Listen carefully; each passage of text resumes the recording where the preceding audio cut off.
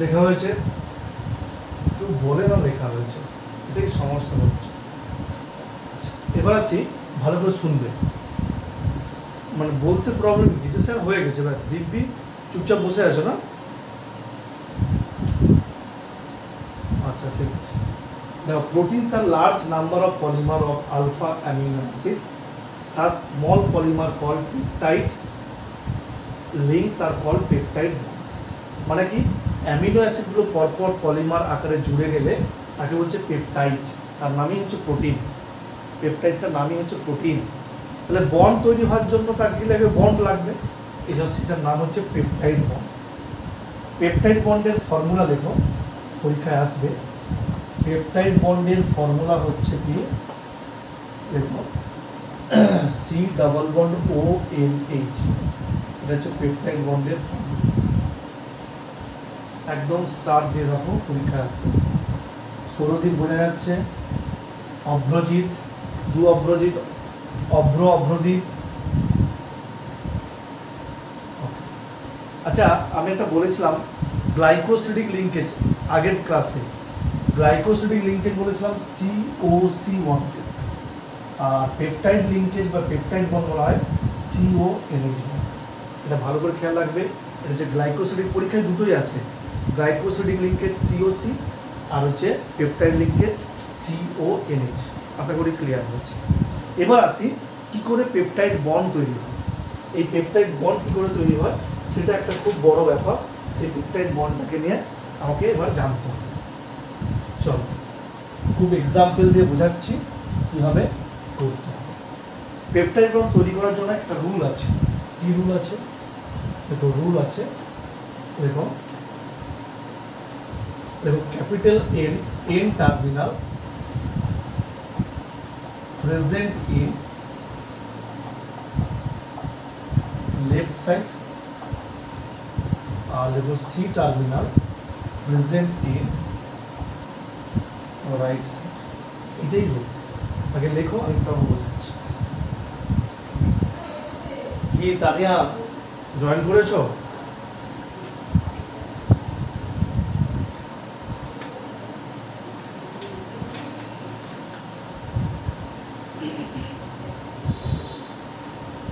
N terminal present in left side, C terminal present in right side। Ankita Kundu বোঝা যাচ্ছে?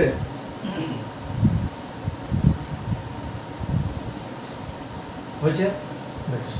এবার আসি এক্সাম্পল। শ্রেয়া বোঝাচ্ছে? Shreya,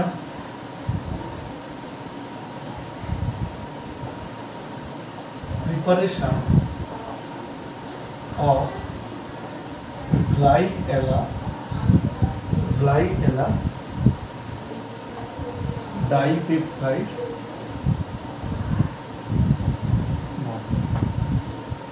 preparation of gly ala dipeptide bond, এটা আমরা তৈরি করি। সবাই মন দিয়ে শুনবে, না হলে পরীক্ষাতে কি দিয়ে দেবে, পেপটাইড বন্ডের স্ট্রাকচার দিয়ে বলবে যে এই পেপটাইডটা কার আন্ডারে পড়ছে, তার জন্য বুঝতে হবে। সবাই এবার পেন স্টপ, এইটা পর্যন্ত লেখার পরে পেন স্টপ করবে, বলে বলবে।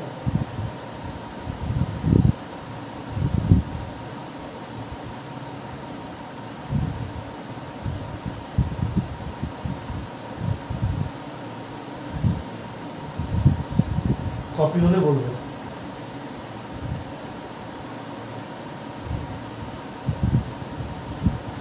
ওকে, এবার আসি গ্লাইএলা ডাইপেপটাইড। প্রথমে তুমি যা বলবে, গ্লাই কথাটা এসেছে গ্লাইসিন থেকে, মানে এর ফর্মুলা হচ্ছে NH2COOH, আর অ্যালানিন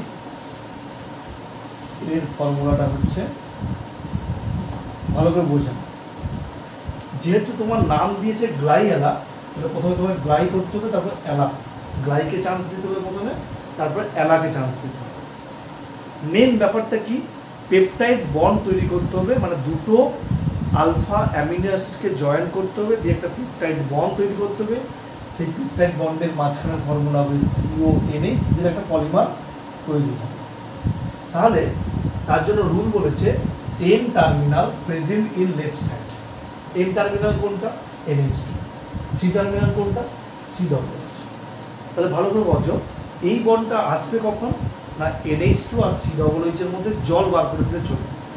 তাই জল বার করবো, কাছাকাছি নিয়ে আসবো, কিন্তু আমাকে বলছে N টার্মিনাল বাম দিকে রাখতে হবে। তার জন্য কি করবো? NH2 CH COOH। ভালো করে দেখো, N টার্মিনাল বাম দিকে, COOH কে ডান দিকে করে দিলাম। আমার তো জল বার করতে হবে, আর C টার্মিনালকে ডান দিকে করতে হবে, কেন যখন পেপটাইডটা তৈরি হবে বাম দিকে N থাকবে, ডান দিকে C থাকবে। তাহলে আমি কি করবো? COOH কে ওদিকে করে দাও। দেখো, তাহলে আমি এদিকে NH2 করলাম, COOH করলাম, আর C দিয়ে কি করবো? জল বার করে দেবো। কি বার করবো? জল বার করবো। দেখো, এখান থেকে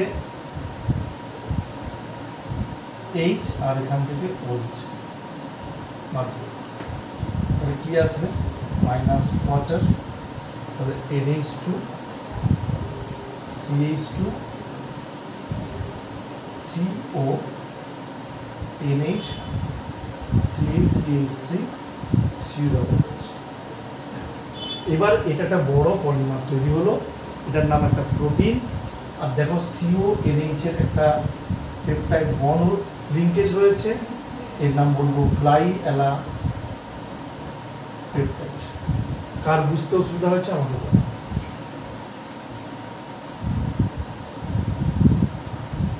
অবশ্যই বলবো। প্রথম কাজ হবে, শোনো না, প্রথম কাজ হবে যে এই দুটো কম্পাউন্ডের জল বার করবো। জল বার করার জন্য COOH আর NH2 কে ফেস অফ করতে হবে, কাছাকাছি আনতে হবে। আনার চেষ্টা করব। সেই আনাটার লজিক কি? বাম দিকে যেন NH3 না ছাড়ি, আর ডান দিকে না যেন COOH ছাড়ি। এই যে COOH আর NH2, এই দুটো এসেছে কেন? এর বাম দিকে NH2 ছিল বলে, এর ডান দিকে C ছিল বলে। তাহলে ফেস অফ করবো কি? তাহলে এর যদি NH2 বাম দিকে রাখতে হয়, তাহলে এর COOH কে ফ্রন্ট করে দিলাম, আর এর যদি COOH কে রাখতে হয়, তাহলে এর NH2 কে ফ্রন্ট করে দিলাম। এবার তাহলে NH2 আর COOH এর কাছাকাছি আনলাম, OH আর H কে বার করলাম, জল। তাহলে পড়ে থাকলো কি? CO আর NH, এটাও লিঙ্ক হলো, এটাও লিঙ্ক হলো। এই লিঙ্কেজটার নাম হচ্ছে কি? গ্লাইএলা পেপটাইড। প্রথমে গ্লাইসিন বলে গ্লাই, পরেরটা হচ্ছে অ্যালা। তাহলে পরীক্ষাতে এরকম একটা স্ট্রাকচার দিয়ে বলবে যে এটা কার পেপটাইড বন্ড, বা বলে দিল গ্লাইএলা পেপটাইড বন্ডের স্ট্রাকচার কোনটা, ABC। কার বুঝতে অসুবিধা বলো, আমি রিপিট করবো।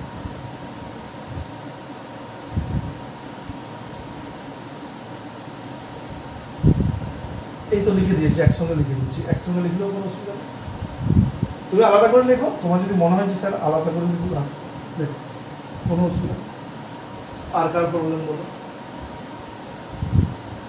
আমি একদম ধরে ধরে পড়াচ্ছি, কারো যাতে অসুবিধা না হয়।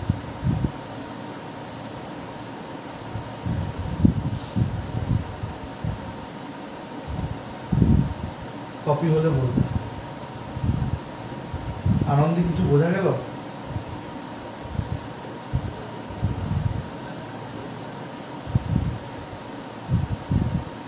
দেবলীনা,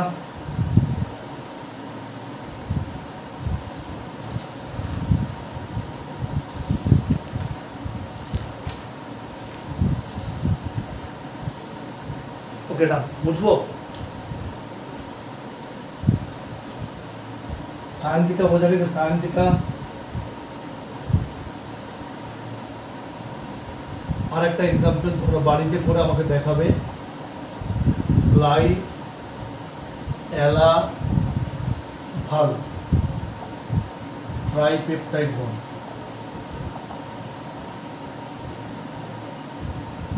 তিনটে গ্লাইএলা ভাল্ভ, এটার জন্য স্পেস রেখে দাও। বাড়িতে ট্রাই করবে, আমাকে দেখিয়ে কনফার্ম করবে যে ঠিক না ভুল, কোথায় অসুবিধা হচ্ছে।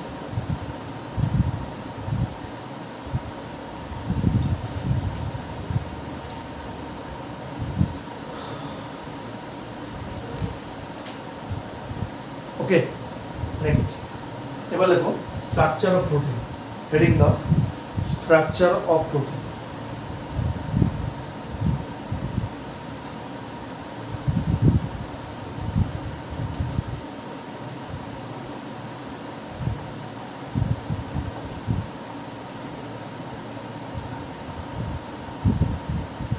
Structure of protein.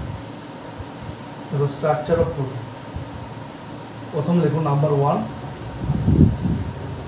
On the basis of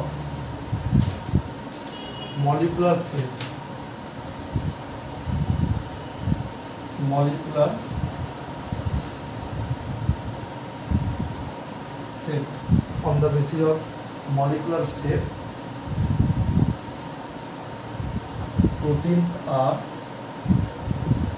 two types.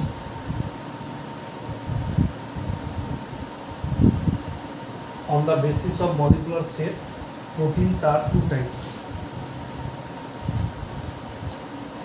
আমি যেভাবে পড়ছি সেভাবে, বাম দিকে একটু স্পেস,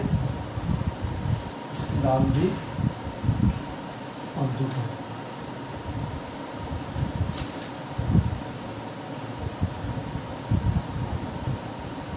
দেখো ফাইব্রাস আর দেখো গ্লোবিউলার, গ্লোবিউলার, ফাইব্রাস আর গ্লোবিউলার দুটো ভাগে ভাগ করা হয়।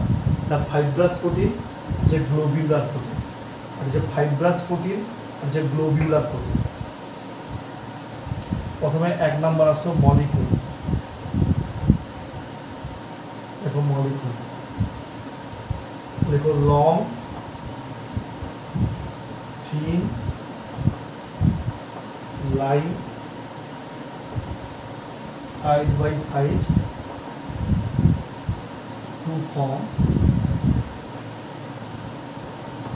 to form fibers, fold into spherical 3D cell, fold into spherical 3D cell। আগেটা লেখো তারপর বোঝাচ্ছি।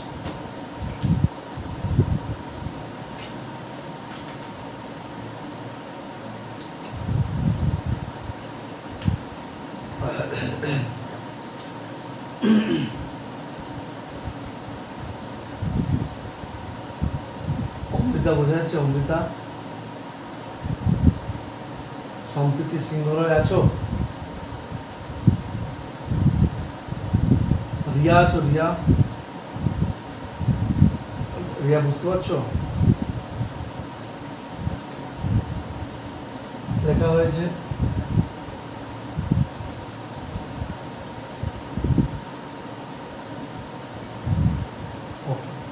একটু সবাই মনে রাখার সুবিধাটা দেখে নাও। এই যে ফাইব্রাস প্রোটিন কেমন দেখতে আর গ্লোবুলার প্রোটিন কেমন।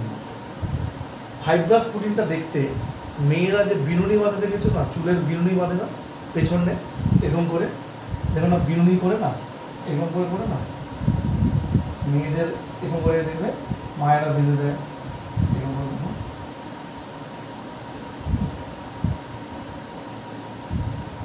ফাইব্রাস প্রোটিনটা জাস্ট লাইক এরকম কি থাকবে, লং থাকবে, thin, line side by side এরকম ফাইবার।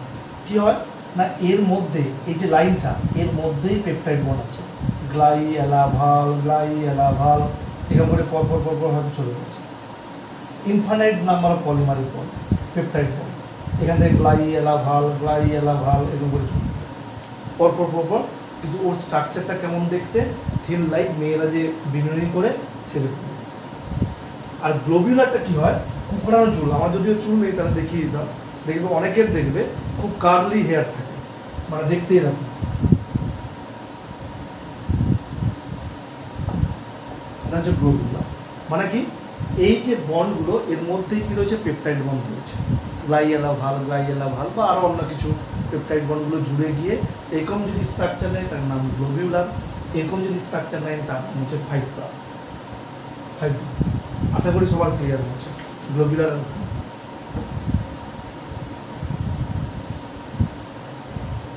দেখো এবার নাম্বার 2, দেখো এক্সাম্পল।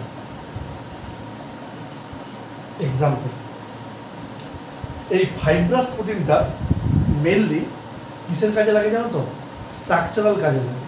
মানে আমাদের বডি প্রোটিনের তো বিভিন্ন ভাগ রয়েছে, এই ফাইব্রাস প্রোটিনের কাজটা যেটা হচ্ছে মেয়েদের চুলের বিনুনির মতো, এর কাজটা হচ্ছে বাইরের স্ট্রাকচার, কেউ ফর্সা, কেউ লাইট কালার, কেউ ব্ল্যাক আমার মতো, কেউ একটু লম্বা, কেউ বেটে, এই যে টাইপের ব্যাপারগুলো, এটা কন্ট্রোল বাই যে প্রোটিন তার নাম হচ্ছে ফাইব্রাস প্রোটিন। আর মেটাবলিক সিস্টেমকে যে কন্ট্রোল করে গ্লোবিউলা, যে একটু খেলো তার বদহজম হল, ডাইজেশনের প্রবলেম, বা কারোর লিভার স্ট্রং, সে হচ্ছে প্রচুর অ্যাবজর্ব, যেমন দেবজিৎ 2 প্লেট বিরিয়ানি খেয়ে নিলেও কোনো প্রবলেম নেই, ডাইজেশন ওকে, তাহলে ওর গ্লোবিউলার প্রোটিন ভালো আছে। কারণ হচ্ছে একটু খাচ্ছে কিন্তু ওটাকে অ্যাবজর্ব করতে পারছে না, ফেলে দিচ্ছে, তার মানে কি, তার মেটাবলিক সিস্টেমের গণ্ডগোল, মানে প্রোটিনের গ্লোবিউলার প্রোটিনের কম। এই জন্য ফাইব্রাস প্রোটিনের ক্ষেত্রে কী হবে, কেরাটিন, কেরাটিন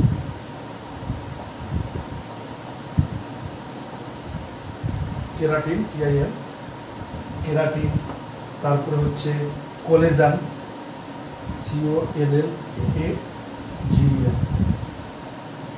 কেরাটিনটা কিসের জন্য, হেয়ারের জন্য, আর কোলাজেনটা হচ্ছে স্কিন, বোন এগুলোর জন্য, স্কিন, বোন এগুলোর জন্য হচ্ছে কোলাজেন।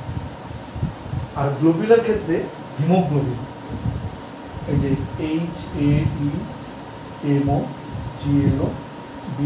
হিমোগ্লোবিন, ইনসুলিন, এনজাইম এগুলো। নাম্বার 3, solubility in water, এটা হচ্ছে ইনসলিবল, আর হচ্ছে ফাইব্রাস সবসময় জলে ইনসলিবল, আর গ্লোবিউলার অলওয়েজ সলিবল, যেহেতু এটা মেটাবলিক সিস্টেমকে কন্ট্রোল করে এদের সলিবল হতে হবে। এর রোল কি, রোল হচ্ছে স্ট্রাকচারাল,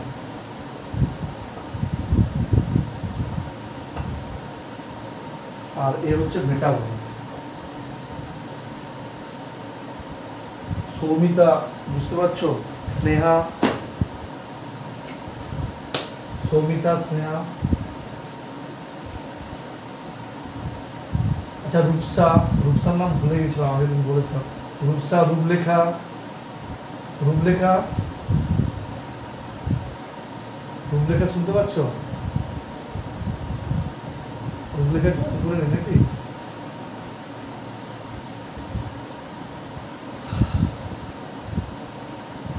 আর কার নাম স্কিপ করে যাচ্ছে,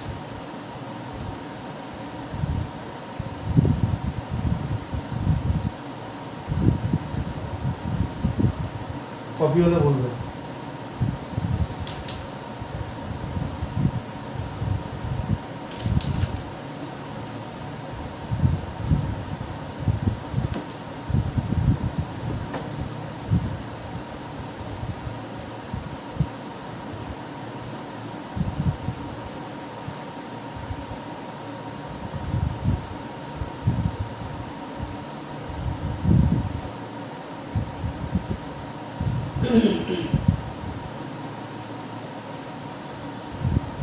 হয়েছে on the basis of molecular shape হয়েছে।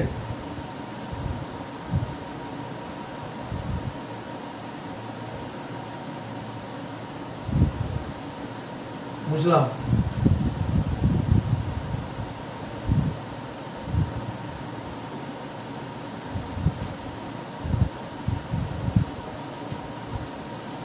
নাম্বার 2 লেখো,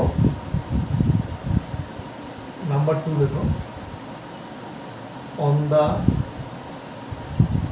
basis of structure, number A, প্রথম লেখো প্রাইমারি স্ট্রাকচার,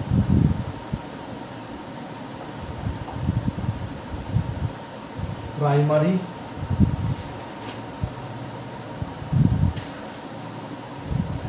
জায়গা নিয়ে নিয়ে, সেকেন্ডারি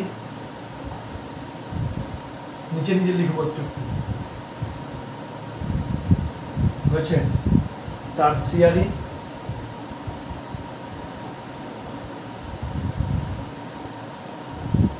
কোয়াটারনারি। কোয়াটারনারি। এই চারটে স্ট্রাকচার মেইনলি আছে। এটা হচ্ছে স্ট্রাকচার, মানে দেখতে কেমন লাগছে, হয়েছে?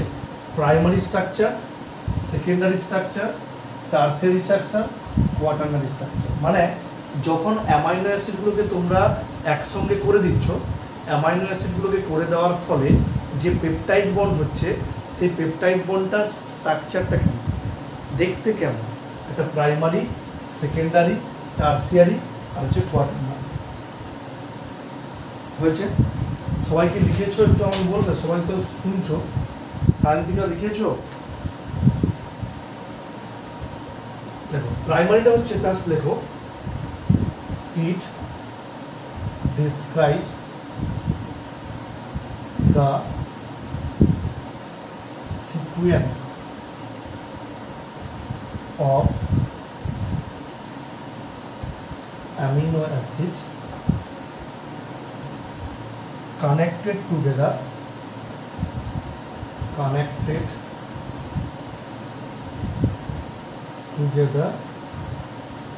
to form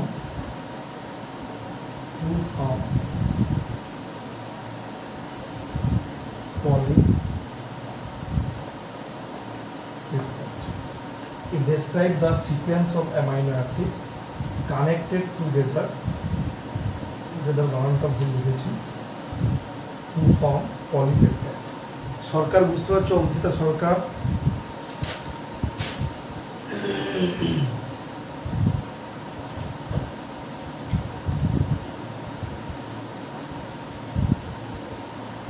আমি বুঝিয়ে দিচ্ছি, পরপর বোঝাচ্ছি, লিখে নাও।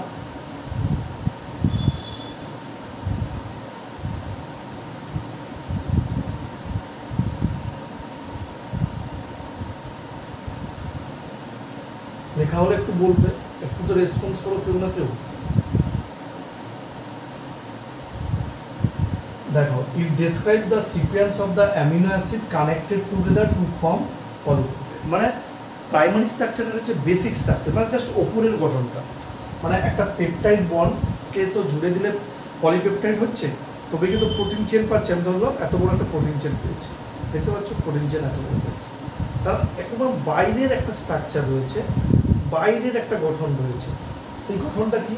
সাপোজ ধরো আমি এরকম একটা আঁকছি গঠনটা, মানে জাস্ট এরকম একটা স্ট্রাকচার, হয়তো যে it describe the sequence of the amino acid connected together to form, হয়তো গ্লাই এলা ভাল, আবার গ্লাই এলা ভাল, এরকম করে পরপর জুড়ে গেছে। এটা যে বাইরের একটা স্ট্রাকচার। এবার সে সেকেন্ডারি, মানে বাইরে থেকে একটু ভেতরে। সাপোজ আমার রুমে পড়তে এসেছো, পড়ার বাইরে একটা সোফা রাখা আছে, একটা বেঞ্চ রাখা রয়েছে, জুতোর বক্স রাখা রয়েছে, এটা বাইরের। তারপর যেই দরজা দিয়ে ঢুকছো তার ভেতরে একটা কিছু একটা গঠন রয়েছে, সেটা হচ্ছে সেকেন্ডারি স্ট্রাকচার। সেকেন্ডারি স্ট্রাকচার দুটো ভাগে হয়, একটা দেখো আলফা হেলিক্স, আর একটা দেখো beta plated.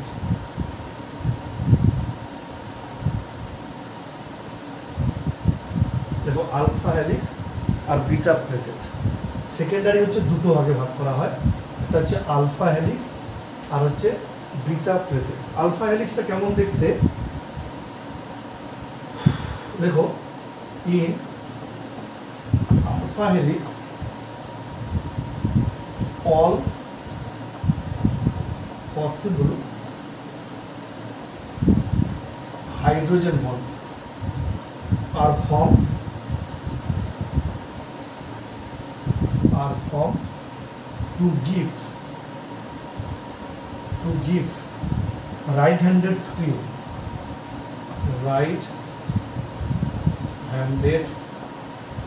SCREW configuration.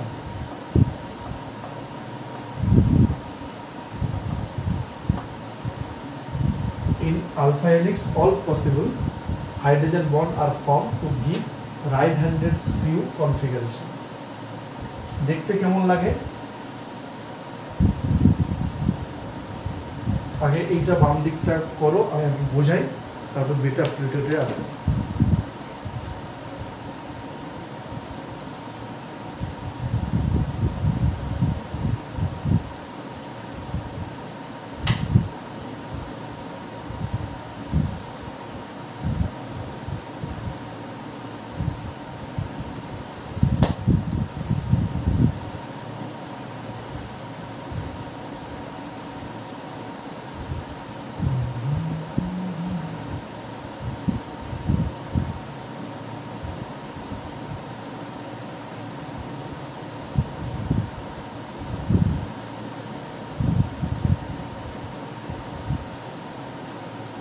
Pratyusha বোঝা যাচ্ছে, প্রত্যুষা লেখা হয়েছে সবার, Dimpy, Deblina,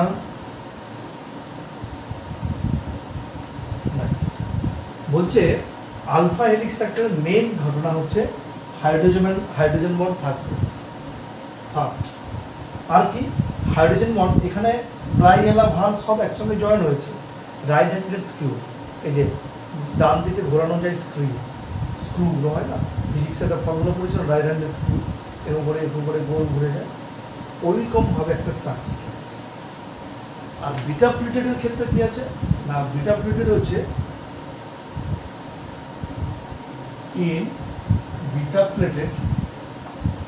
in beta plated the peptide chain are stressed, the peptide chains are stressed out to maximum extension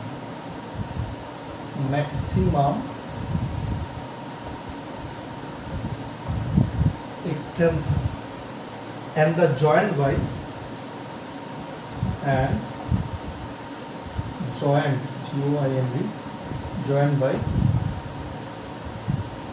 intramolecular